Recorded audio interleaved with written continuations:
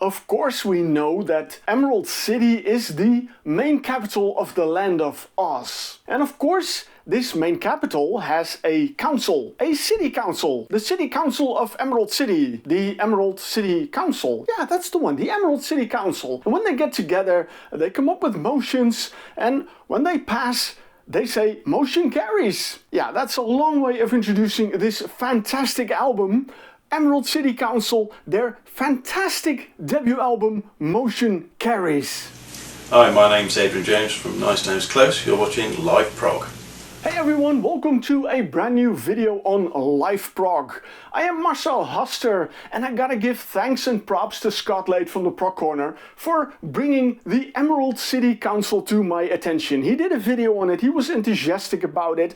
I started listening to the music, I bought the CD, and here we are, me doing my video about this album, because it is a remarkable album, it is a remarkable band. There are a lot of things to tell about them. I'm gonna try to keep it down, but there's so much to say about this album and about the people behind it that makes it really cool. Like I said, I got the CD, I got the artwork, I love the artwork. This artwork is done by Thomas Everhardt. He did lots of great stuff. But you know, all these fantasy elements in it, that is what I really like. And especially when you have it on vinyl, you have it even bigger, which is even cooler. But still, I love it. This is an appealing cover to me. And this is something when I would be in a record store and I would see this, I would definitely pick it up and have a look. And probably have a listen, and I think when I listened, that would be the moment when I say, all right, I'm gonna buy it. And I really hope that at the end of this video, I made you curious enough that you wanna buy this album as well, or at least listen to it. The origins, we have to go to Mr. Brent Bristow, a professor of music at Arkansas State University, BB, who was working on original music, original material, because he wanted to show that you can feature the saxophone in a non-jazz setting. Well, I can assure you this is a non-jazz setting, this album. I was intrigued by that when I read that. I was like, okay, wow. First of all, you know that the saxophone plays an important role in the music on this album.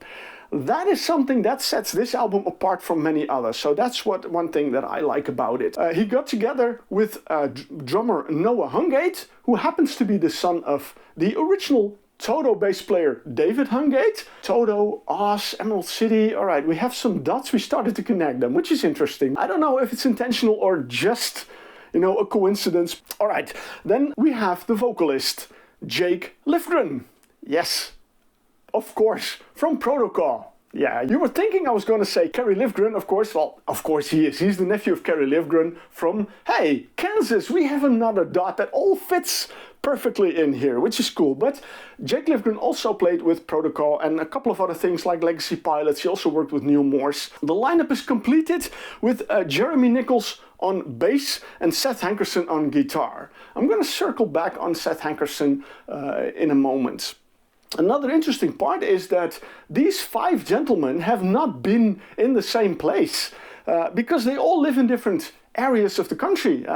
Like I mentioned, Brent Bristow hails from Arkansas, but we have Noah Hungate from Tennessee, we have Jake Lifgren from Kansas, yes, we have Jeremy Nichols from Ohio, and Seth Hankerson also from Kansas. So they are all in different places, so it's kind of hard for them to all come together and rehearse, but nevertheless, they managed to create an amazing album. So another thing that makes this album interesting and makes it stand out, the way that they managed to create a beautiful album. There are several other guest musicians on it as well. I'm not going to mention all of them, but there are a few that are, again, very interesting. There is an associate professor of music industry who also played on 2 tracks the lead guitar parts, which is interesting. And there are 2 other people, and I'm going to mention them in a moment because they're not really known for being musicians, and yet they are on this album. And I saw a picture of Brent Bristow. He posted it, and it was him with George Takei from Star Trek. And I was like, man, how do you know George Takei? How do you got there? And it's interesting because I'm going to circle back on that as well. Well, I'm going to circle back quite quickly, actually, because let's go into the music. I'm not going to go throughout all the tracks, but there are a couple of tracks that are very interesting the whole sound of this band and why this album is so amazing to listen to. And we start with the first two tracks, Realize, Part 1 and Part 2. The first part, Realize, it's a really nice song. It's a bit of an instrumental, and we have some narration here, and the narrator is Jeffrey Combs. And yes, he was, amongst many things, an actor on Star Trek. So we have a link between Brent Bristow, or at least Emerald City Council, and Star Trek, which is quite nice. He does a narration there for the first part. Then we move into the second part, which is a really catchy song. It's nice progressive rock. There you hear especially the saxophone a lot. There you also have the first time you hear Jake Lifgren sing. And that was the song that really caught my ear. It's like, wow, it's progressive. It really fits the whole progressive rock thing. At the same time, it's catchy. It's kind of poppy. You got a chorus that's gonna be a huge earworm. It's a little bit cliche maybe, but it really sticks with you. And what I noticed in the music is that at a certain point you hear all the instruments stop except for the drums, and then you get that chorus. And that was like, I guess these guys are preparing to do their first stadium show where they're going to have the whole stadium chant that chorus with them. That's how it felt, and that's what I like about it. But at the same time, it is a great song. It's really, but it is catchy, and that sticks with you. It moves seamlessly into the third track, Noisy Talking, and again, there they show that they can create real progressive rock music that is very accessible. And that is I think it's a real achievement, because often people think with progressive rock it's complex, it's no, listen to this, it doesn't have to be complex, it can be catchy, it can be very accessible music, but it is so melodic and it's so beautiful, and I really love it. I'm going to skip a couple of tracks because they're all really amazing. They're all really beautiful to listen to. But we come at track number 6, Platforms of Illusion, and we have an actual 20-minute epic in it.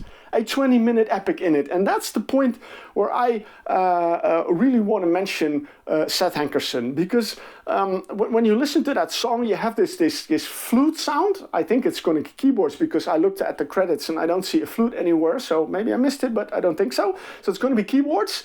Yeah, the flute intro opening, and then you have the bass coming in, and then you have the guitar coming in, and the guitar played by Seth Hankerson. And one of the things I read in one of the promo places, whether it was on the website of the band or the website of the label, was saying Seth Hankerson, an upcoming guitar player. And I gotta say, he really impressed me, especially on that 20-minute epic. The way the guitar that he plays, but throughout the entire album, he plays fantastic. Of course, that goes for all the members. They all play fantastic, but Seth really stood out for me in his guitar play. So he's a real fine addition to this band, and I really hope we're going to hear more of this guy, because, well, he did wonderful work on this album. Then we got another very interesting track that I really want to mention, Diversion 1. That's the only, there's an instrumental bit in the epic, of course, but Diversion 1 is save for the opening track with the narration, is an instrumental track. But here we have Jeffrey Combs again on acoustic guitar. And not just that, we have another actor, Steve Rankin, also amongst other things from Star Trek, also playing acoustic guitar and mandolin on that track. So I don't know how, but there is a link between Brent Bristow and Star Trek, which I think is really cool. And it's really nice to have these actors doing guest parts on it, musical guest parts, not just, spoken words. I mean, the narration is very cool, of course, but also they actually play their instruments. That is stuff I really like very much. The album ends with Realize Part 3, and if you put these all together, you still get another 16-minute epic track. But again, that is a very nice way to end the album. Again, here the band shows that they can make really beautiful, very melodic music, very accessible music, but yet it still feels like progressive rock. So altogether, this is an amazing album. I was impressed when I first heard it. I heard it countless times. I'm still impressed by it. I still hear new elements when I listen to the music. I am really happy that I got a copy of this album, and I can only encourage you, listen to this album, listen to it, but most of all, if you like what you hear, buy a copy of the album, whether it be on CD or on LP.